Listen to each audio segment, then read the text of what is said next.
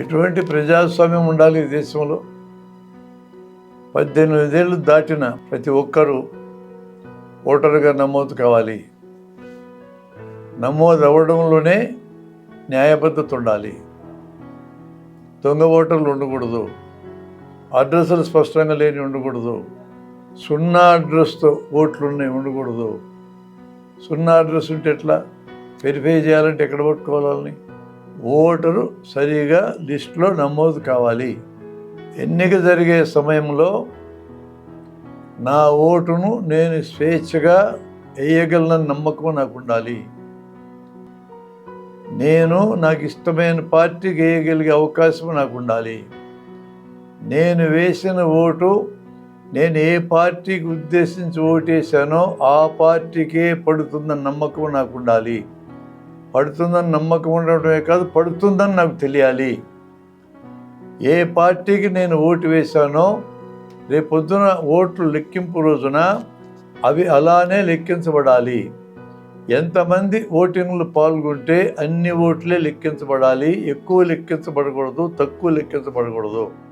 ప్రతి ఒక్క ఓటర్కి తాను ఏ పార్టీని అభిమానిస్తూ ఓటేస్తున్నానో దానికే పడ్డదని నమ్మకం ఉండాలి. ఒకవేళ నాకు నచ్చినటువంటి పార్టీ అభ్యర్థి గెలిస్తే సంతోషం.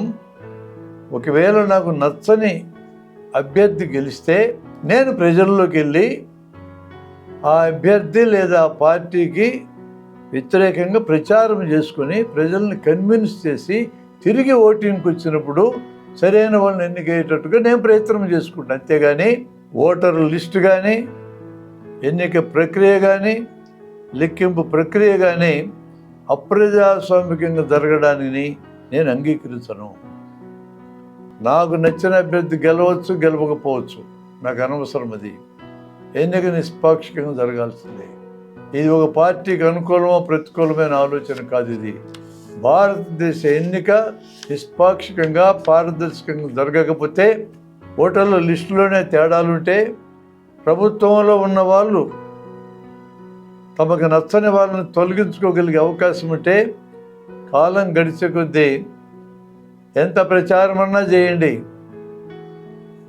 తమకు ఇష్టమైన వాళ్ళే గెలుస్తూ ఉంటారు. దానికి నియంతృత్వానికి తేడా ఏముంది?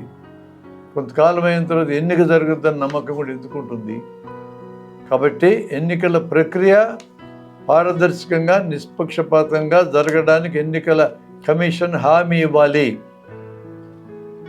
అలా ఇస్తుందా లేదా అంటే, ఎన్నికల కమిషనర్ని ఎంపిక చేసే కమిటీలోనే ప్రభుత్వానికి అనుకూలులు ఇద్దరు, ప్రతికూలులు ఒకరు ఉన్న తర్వాతనే ఆ నమ్మకం సన్నగిల్లటం మొదలైంది. ఆ 3 సభ్యుల కమిటీలో ప్రధానమంత్రి, అపోజిషన్ లీడరు, సుప్రీంకోర్టు ప్రధాన న్యాయమూర్తి ఉండకుండా పోయాడు. మిగతా 2 ఉన్నారు. సుప్రీంకోర్టు ప్రధాన న్యాయమూర్తి స్థానంలో ప్రధానమంత్రి ఎంపిక చేసిన మంత్రి రావడంతోనే ఈ నమ్మకం సన్నగిల్లటం మొదలైంది.